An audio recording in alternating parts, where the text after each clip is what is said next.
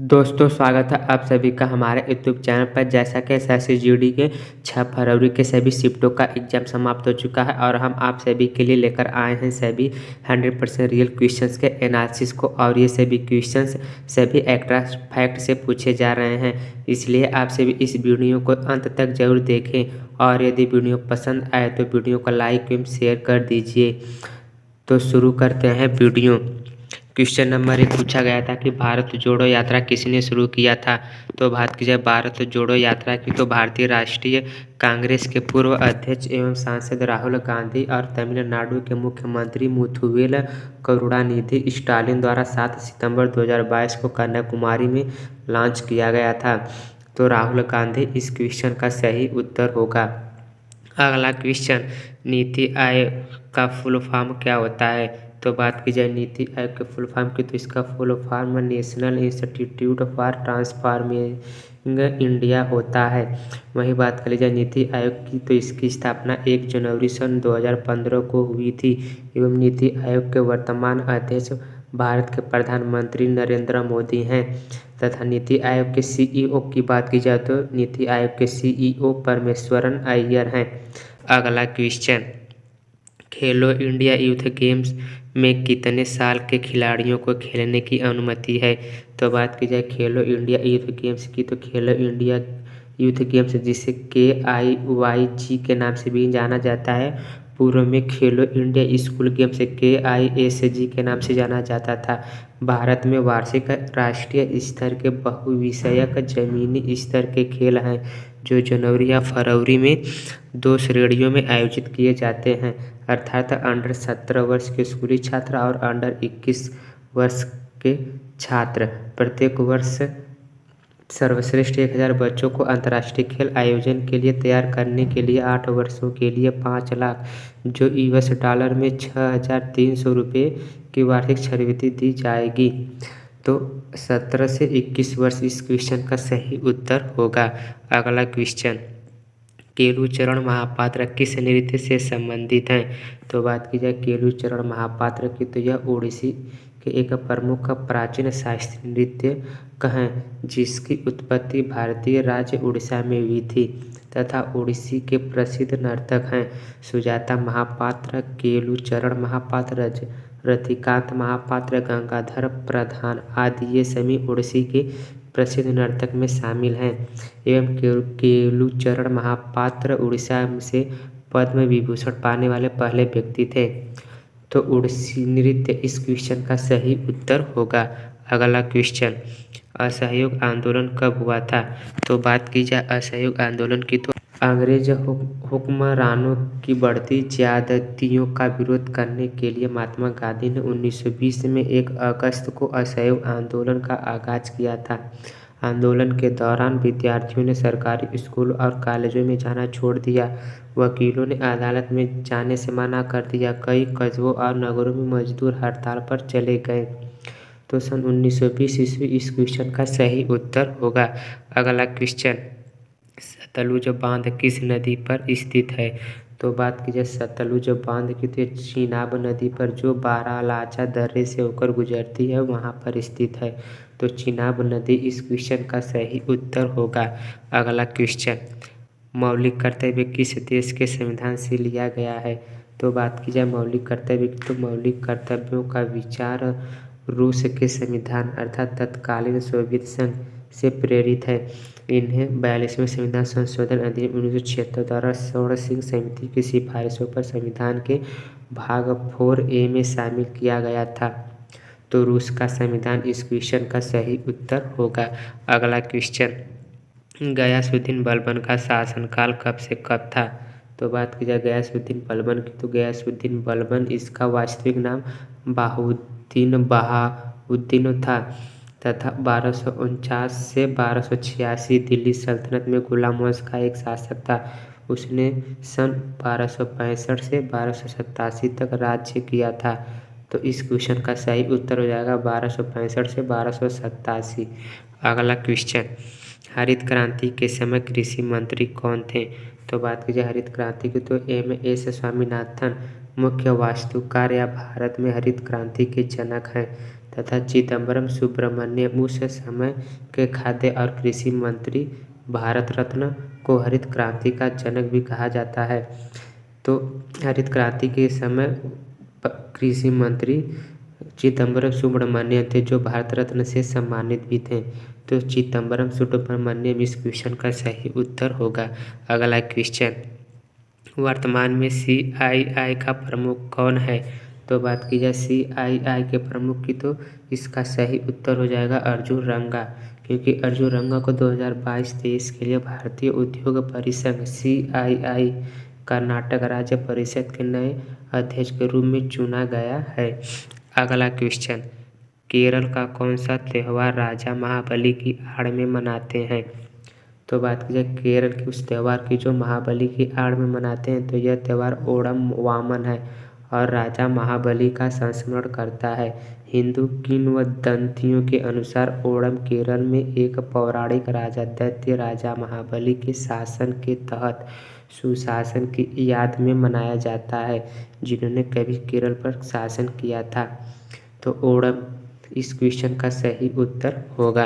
अगला question, GNP का full form क्या है? तो बात की जाए GNP के फुल फॉर्म की, तो इसका full form gross national product होता है। तथा GDP के फुल फॉर्म की बात की जाए तो इसका full form gross domestic product होता है। अगला क्वेश्चन, प्राकृतिक गैस को जलाने पर कौन सा गैस निकलता है? तो बात की जाए प्राकृतिक गैस की, तो इसको जलाने पर अधिकांश ईंधनों के दहन से पर्यावरण में कार्बन डाइऑक्साइड गैस निकलती है। तो कार्बन डाइऑक्साइड CO2 इस क्वेश्चन का सही उत्तर होगा।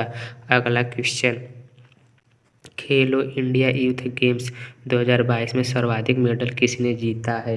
तो बात की जाए खेलो इंडिया यूथ गेम्स की, तो पदक तालिका में महाराष्ट्र 26 स्वर्ण पदक, 29 रजत पदक और 24 कांस्य पदक के साथ शीर्ष पर रहा है।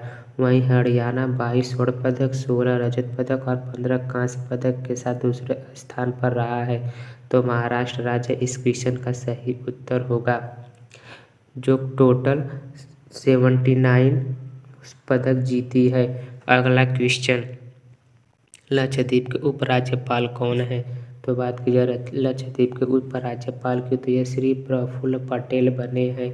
तो श्री प्रफुल्ल पटेल इस क्वेश्चन का सही उत्तर होगा।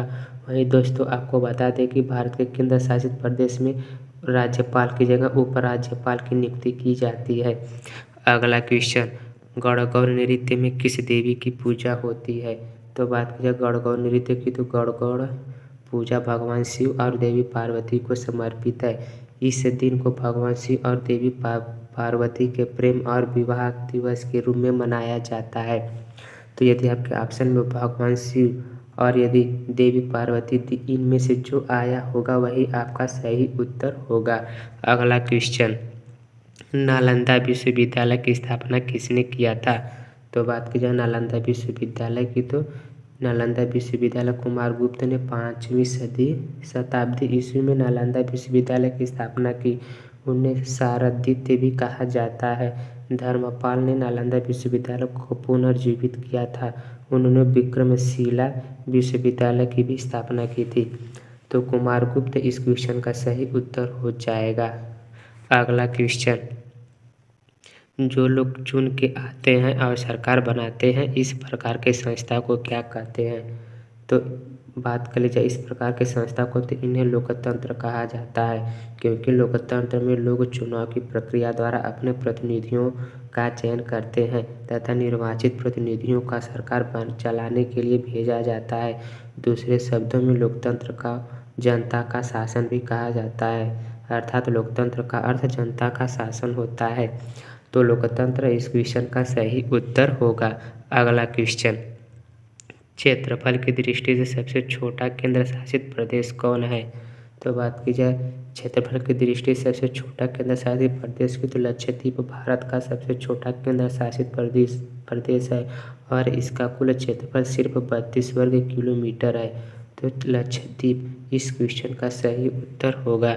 अगला क्वेश्चन, 1905 में बंगाल विभाजन होने का प्रमुख कारण क्या था? तो बात की जाए बंगाल विभाजन के प्रमुख कारण की, तो 1905 में 16 अक्टूबर को भारत के तत्कालीन वायसराय लॉर्ड कर्जन द्वारा बंगाल का विभाजन किया गया। विभाजन को प्रशासकीय कार्यों के लिए प्रोत्साहित किया गया। बंगाल लगभग फ्रांस से जितना बड़ा था, जबकि उसकी आबादी फ्रांस से कहीं अधिक थी।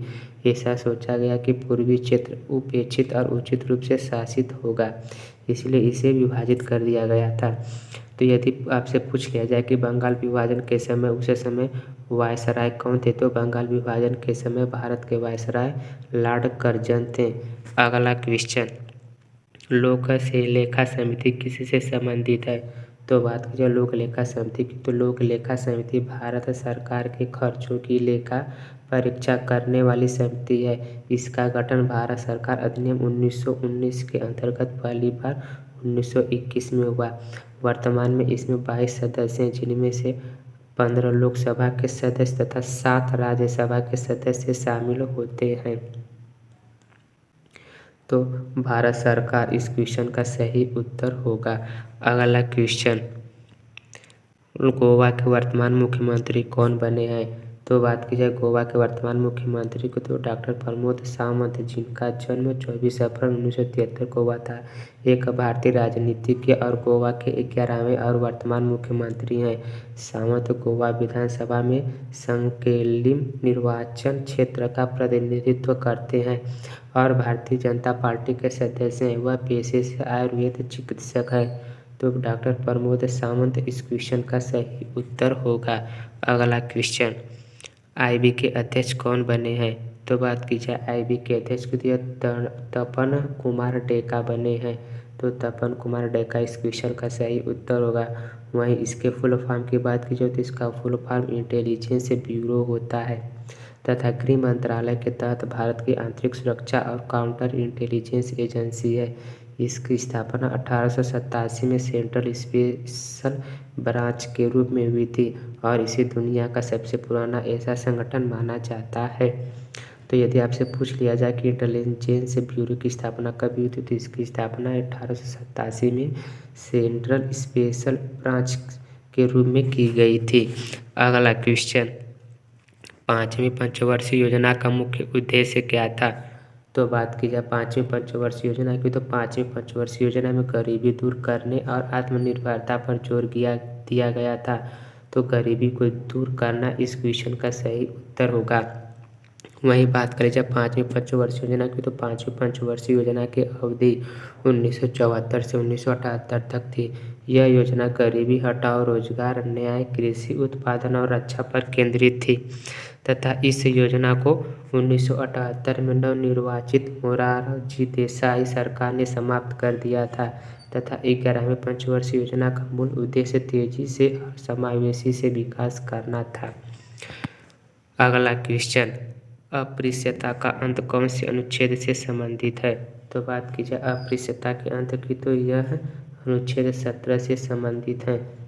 तो अनुच्छेद 17 इस क्वेश्चन का सही उत्तर होगा तथा अस्पृश्यता का अंत भारतीय संविधान का अनुच्छेद 17 में है, जबकि अनुच्छेद 15 में जाति, लिंग या जन्म स्थान के आधार पर भेदभाव से संबंधित है तथा अनुच्छेद 18 या उपाधियों के हद से संबंधित है एवं अनुच्छेद 19 या वाक और अभिव्यक्ति की स्वतंत्रता से संबंधित है तथा अनुच्छेद 20 अपराधों के लिए दोष सिद्ध के संबंध में संरक्षण से संबंधित है। अगला क्वेश्चन, पुष्कर मेला एक साल में कितनी बार लगता है? तो बात करें पुष्कर मेला की, तो दीपावली के बाद कार्तिक शुक्ल एकादशी से कार्तिक शुक्ल पूर्णिमा तक राजस्थान के अजमेर शहर के पास एक पुष्कर नगर में पुष्कर मेले का आयोजन होता है। तो इसका सही उत्तर 1 होगा क्योंकि यह केवल एक बार ही लगता है। अगला क्वेश्चन, राज्यपाल बनने की न्यूनतम उम्र कितनी होनी चाहिए? तो बात की जाए राज्यपाल बनने की उम्र की, तो वह भारत का नागरिक हो, वह 35 वर्ष की आयु पूरी कर चुका हो, वह राज्य सरकार या केंद्र सरकार या इन राज्यों के नियंत्रण के अधीन किसी सार्वजनिक उपक्रम के लाभ के पद पर न हो, वह राज्य विधानसभा का सदस्य चुने जाने के योग्य हो, वह पागल या दिवालिया घोषित न किया जा चुका हो। तो राज्यपाल बनने के लिए ये सभी अर्हताएँ पूरी होनी चाहिए और यदि उम्र की बात की जाए तो राज्यपाल के लिए न्यूनतम उम्र होती है 35 वर्ष। अगला क्वेश्चन, कुंभी निम्नलिखित में से किस राज्य का प्रसिद्ध प्राचीन नृत्य है? तो बात की जाए कुंभी नृत्य की तो कुंभी एक लोक नृत्य है जो भारत में तमिलनाडु और केरल में लोकप्रिय है। ज़्यादातर तमिल महिलाओं द्वारा मंडली में नृत्य किया जाता है। नृत्य अलग हो सकता है, कुछ जगहों पर बलथी ताली या ढोल की थाप के साथ यह बहुत सरल है। अन्य साधनों पर नर्तक विभिन्न कटाई गतिविधियों की नकल करते हैं। तो यदि आपके ऑप्शन में तमिलनाडु या केरल राज्य दिया होगा तो इनमें से जो आएगा वही आपका राइट आंसर होगा। अगला क्वेश्चन, कौन सी मीठे पानी की झील नहीं है? तो आपके ऑप्शन में सांबर, उलर झील, चिल्का झील, डल झील और लोनार झील दिया गया था। तो इनमें से मीठे पानी की झील सांबर यह नहीं है, बाकी ये सभी मीठे पानी की झील है। अगला क्वेश्चन, पाटलिपुत्र से पहले मगध की राजधानी क्या थी? तो बात की जाए मगध की राजधानी की तो मगध महाजनपद की सीमा उत्तर में गंगा से दक्षिण में विंध्य पर्वत तक, पूर्व में चंपा से पश्चिम में सोन नदी तक विस्तृत थी। यह दक्षिणी बिहार में स्थित था जो कालांतर में उत्तर भारत का सर्वाधिक शक्तिशाली महाजनपद बन गया। मगध की प्राचीन राजधानी राजगृह थी। तो मगध पाटलिपुत्र से पहले की राजधानी राजगृह थी, तो राजगृह इस क्वेश्चन का सही उत्तर होगा। अगला क्वेश्चन, दर्शना झवेरी का किस राज्य से संबंधित है? बात की जाए दर्शना झवेरी की तो दर्शना झवेरी जिनका जन्म 1940 में हुआ था, 4 झावेरी बहनों में सबसे छोटी बहन थी तथा यह भारतीय शास्त्रीय नृत्य मणिपुरी नृत्य की एक प्रमुख भारतीय प्रतिपादक हैं। वह गुरु विपिन सिंह की शिष्या थी और उन्होंने अपनी बहनों के साथ 1958 में मंच पर प्रदर्शन करना शुरू किया था। तो यह एक मणिपुर शास्त्रीय नृत्य की नर्तक है तथा यह मणिपुर राज्य से संबंधित है। अगला क्वेश्चन, 2028 में एशियाई खेल के उद्घाटन ध्वजवाहक कौन थे? तो बात की जाए 2018 के एशियाई खेल की तो नीरज चोपड़ा 2018 एशियाई खेलों में भारत के लिए उद्घाटन समारोह में ध्वजवाहक थे। तो नीरज चोपड़ा इस क्वेश्चन का सही उत्तर होगा। वहीं यदि पूछ लिया जाए कि 2018 में एशियाई गेम के समापन समारोह के ध्वजवाहक कौन थे तो यह रानी रामपाल थीं। अगला क्वेश्चन, मनिका बत्रा किस खेल से संबंधित है? तो बात की जाए मनिका बत्रा की तो ओलंपिक खेलों में देश का प्रतिनिधित्व कर चुकी 27 साल की मनिका विश्व में 44वें नंबर की खिलाड़ी हैं और उन्हें टेबल टेनिस के खेल में देश की अब तक की सबसे प्रतिभाशाली तथा सफल महिला खिलाड़ी माना जाता है। तो टेबल टेनिस इस क्वेश्चन का सही उत्तर होगा। अगला क्वेश्चन, आर्द्रता मापने का यंत्र है? तो बात की जाए आर्द्रता मापने वाले यंत्र की तो वायुमंडल की आर्द्रता मापने के साधनों को आर्द्रता मापी अर्थात हाइग्रोमीटर कहते हैं। तो हाइग्रोमीटर इस क्वेश्चन का सही उत्तर होगा। एवं बैरोमीटर या वायु दाब मापी एक यंत्र होता है जिसके द्वारा वायुमंडल के दबाव को मापा जाता है। तो यदि आपसे पूछ लिया जाए कि वायुमंडल को किससे मापा जाता है तो यह बैरोमीटर के द्वारा मापा जाता है। तो दोस्तों हमें इतने ही क्वेश्चन प्राप्त हुए थे। यदि वीडियो पसंद आए तो वीडियो को लाइक एवं शेयर कर दीजिए और यदि चैनल पर नए आए हो तो चैनल को सब्सक्राइब करके बेल आइकन को ऑन कर लीजिए जिससे आप सभी को डेली एनालिसिस की अपडेट मिल सके।